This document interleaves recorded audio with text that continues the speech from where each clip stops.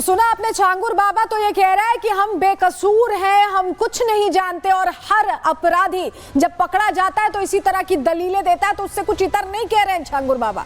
जरा अब आपको बता देते हैं कैसे मिल्कियत का खुलासा हुआ है, और सिर्फ देश में नहीं विदेशों में 41 बार जो विदेश जाने की जानकारी सामने आई थी उससे जुड़ा अपडेट अब हमें मिल गया। आपको बताते हैं दरअसल हुआ क्या है। छांगुर बाबा के विदेशों में भी बैंक अकाउंट अब तक मिल गए। अब तक 5 बैंक अकाउंट्स की जानकारी मिली है। शारजा, दुबई और यूएई में बैंक अकाउंट है। अकाउंट में लेन देन की ईडी डिटेल्स अब खंगाल रही है। छांगुर की पुणे और मुंबई में भी करोड़ों की संपत्ति पता चली है। तो सोचिए, बलरामपुर में रहकर पुणे, मुंबई, यूएई सब जगह संपत्ति थी। पुणे के मावल तहसील में जमीन का इसने सौदा किया था और आदिवासियों से 16 करोड़ की जमीन का इसने सौदा किया। उस 16 करोड़ की जमीन की कीमत अब 200 करोड़ पहुंच चुकी है। प्रॉफिट का आधा हिस्सा छांगुर और नवीन रोहरा का था। नवीन याद है ना आपको, नसरीन उर्फ नीतू का पति, यानी जमालुद्दीन, जिसका धर्मांतरण के बाद नाम हुआ था। और आधे हिस्से में मोहम्मद अहमद खान, जो मैनेजर था छांगुर का। और इसके अलावा 3 आदिवासी 300 करोड़ से ज्यादा की बेनामी संपत्तियां इसने जुटाई है। यह खुलासा हो चुका है। पुणे में 3 फ्लैट्स हैं, एक ट्रस्ट है, 40 खातों में 106 करोड़ रुपए हैं, 18 खातों में 3 महीने में 68 करोड़ का इसने लेन देन किया है। और खाते में 68 करोड़ में 7 करोड़ विदेशी चंदा भी आया है। ये पूरा खुलासा जो हुआ है बता रहा है कि कैसे पैसे पर पैसे ये बना रहा था। और अब आपको जरा वो एफआईआर की कॉपी दिखाते हैं, जिससे ये पता चला है कि सिर्फ धर्मांतरण का खेल नहीं था, आतंकी साजिश भी थी। ये देखिए, ये आपको एफआईआर की कॉपी दिखा रहे हैं, और इस एफआईआर की कॉपी में अलग अलग चीजें मेंशन है। आतंकी संगठन कैंप ये चलाता था, धर्मांतरण कराता था हिंदू से मुसलमान का, ब्रेन वॉश का पूरा खेल खेलता था। ये सारी जानकारियां इस एफआईआर की कॉपी से सामने आई। और ये पुरानी एफआईआर है, आप ये भी समझिए, यानी पहले से पूरा खेल चल रहा था।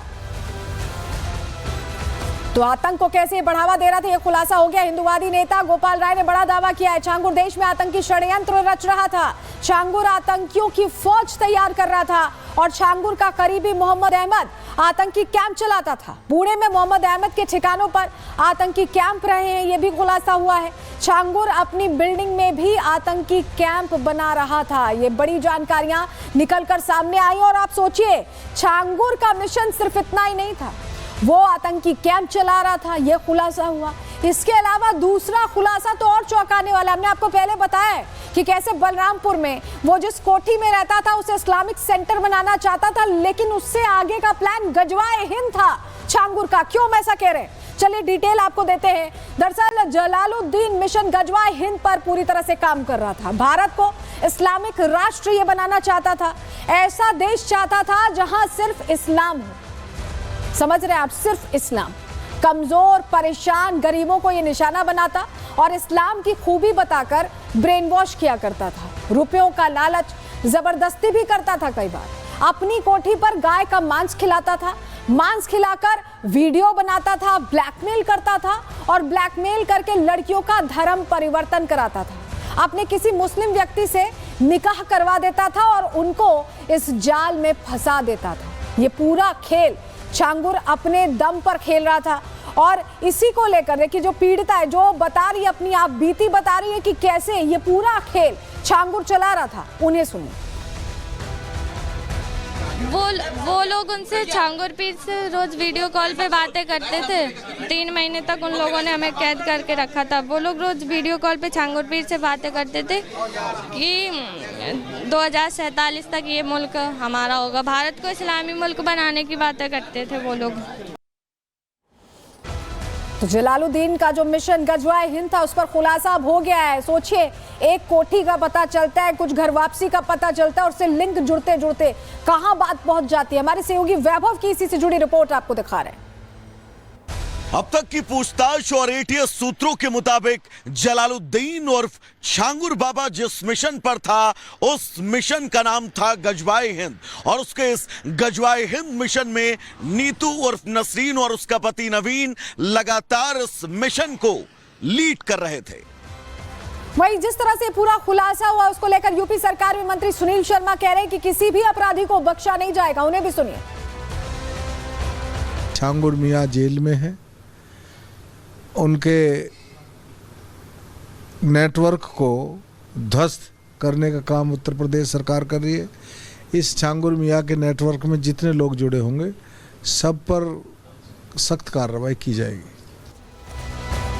वही आपको बताएं कि इस पूरे मामले को लेकर हिसाब किताब वाली डायरी भी मिल गई और कहा जा रहा है कि इसी डायरी में सब कुछ लिखा है, यानी कितने लोगों का धर्मांतरण हुआ, कहां से पैसे आए, पूरा हिसाब किताब और क्या क्या है। चलिए आपको बताते हैं फटाफट, क्योंकि डायरी मिल चुकी है, काला चिट्ठा इस डायरी में है। आपको बताएं काली डायरी में पूरा काला चिट्ठा धर्मांतरण से जुड़ा मिलने की बात कही जा रही है। धर्मांतरण कराए गए नामों की पूरी सूची इसमें शामिल है। सारी लड़कियों की पूरी डिटेल अब मिल गई है। संभावित टारगेट लड़कियों की भी लिस्ट थी, यानी पूरे टारगेट की लिस्ट तैयार होती थी, उसमें संभावित की भी अब लिस्ट मिल चुकी है। धर्मांतरण के बाद रुपयों का पेमेंट का भी हिसाब है।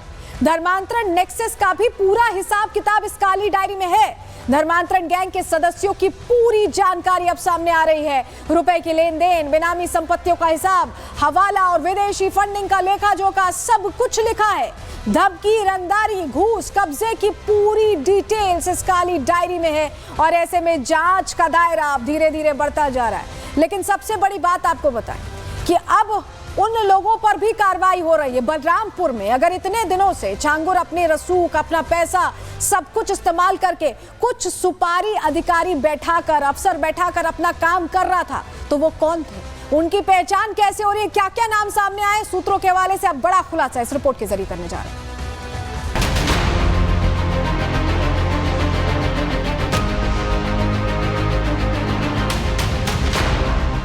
बलरामपुर में सालों से पनप रहा धर्मांतरण का जाल अब पूरी तरह उजागर हो चुका है। इसका सूत्रधार जलालुद्दीन उर्फ छांगुर अब सलाखों के पीछे है और उसका अवैध रूप से खड़ा किया गया आलीशान साम्राज्य जमींदोज कर दिया गया है। करोड़ों की लागत से बना उसका किला अब मिट्टी में मिल चुका है और अब योगी सरकार की नजरें उन चेहरों पर हैं जो पर्दे के पीछे से इस पूरे नेटवर्क को चला रहे थे, यानी सरकारी सिस्टम के अंदर बैठे उन ऑफिसर्स पर जिनकी नाक के नीचे छांगुर का पूरा जिहादी नेटवर्क फलता फूलता रहा। अब सरकार जानकारियां खंगाल रही है और सवाल पूछ रही है कि इतने सालों तक ये सब कैसे चलता रहा। सरकारी सिस्टम में छिपे वो चेहरे अब बेनकाब किए जा रहे हैं जो छांगुर के जिहादी एजेंडे को हवा दे रहे थे। बलरामपुर और उत्तरौला में बीते कई वर्षों से तैनात ऑफिसर्स की फाइलें खंगाली जा रही हैं। सूत्रों के मुताबिक अरबों की संपत्ति जमा कर चुके छांगुर ने रिश्वत और रसूख के दम पर कई ऑफिसर्स को अपनी जेब में कर लिया था। इन ऑफिसर्स की मदद से छांगुर ने न सिर्फ जमीनों पर कब्जा किया, बल्कि जो पीड़ित उसके खिलाफ खड़े हुए उन्हें झूठे मुकदमे, धमकियों और सत्ता की ताकत से कुचल डाला। एटीएस से अब तक की पूछताछ में तमाम खुलासों के बीच एक खुलासा यह भी हुआ है कि उसे लोकल स्तर पर अधिकारियों का सहयोग मिलता था। इन अधिकारियों में एक एडीएम, 2 सर्कल ऑफिसर और एक इंस्पेक्टर का भी नाम शामिल है। बताया यह भी जा रहा है कि कई तहसीलदार, नायब तहसीलदार भी जलालुद्दीन को उसके इस काले साम्राज्य को खड़ा करने में शह देते थे। उत्तर प्रदेश में योगी सरकार बीते 8 साल से कड़े फैसले के लिए जानी जाती है। महिलाओं की सुरक्षा और धर्मांतरण के खिलाफ मुख्यमंत्री योगी आदित्यनाथ का रुख हमेशा साफ रहा है। लेकिन सवाल यह है कि लखनऊ से सिर्फ 150 किलोमीटर दूर छांगुर जैसा शातिर अपराधी इतने सालों तक सत्ता की आंखों में धूल कैसे झोंकता रहा। यही वजह है मुख्यमंत्री योगी खुले मन से पहले ही साफ कर चुके हैं कि जो भी इस षड्यंत्र का हिस्सा बना वो बचेगा नहीं। बलरामपुर में आपने देखा होगा एक जल्लाद को हम लोगों ने वहां पे भी गिरफ्तार किया है। कैसे वहां हिंदू बहन बेटियों के इज्जत के साथ खिलवाड़ करता था, पैसे में सौदेबाजी करता था, लेकिन अब ऐसे तत्वों के साथ सख्ती की जा रही है। हम समाज को भी टूटने नहीं देंगे, राष्ट्र विरोधी और समाज विरोधी तत्वों को भी चकनाचूर करके रहेंगे। सूत्र बताते हैं कि छांगुर के पास पैसा था, रसूख था और उसके पास थे सिस्टम में बैठे अपने सुपारी ऑफिसर जो उसके इशारे पर कानून को लाचार बना देते थे। अब छांगुर के साम्राज्य का हर पत्थर, हर दस्तावेज और हर मददगार की फाइल खोली जा रही है। अब जब उसका पूरा नेटवर्क धीरे धीरे सामने आ रहा है तो तय है कि हर गुनहगार तक कानून का हाथ जरूर पहुंचेगा। Bureau report, Republic Bharat.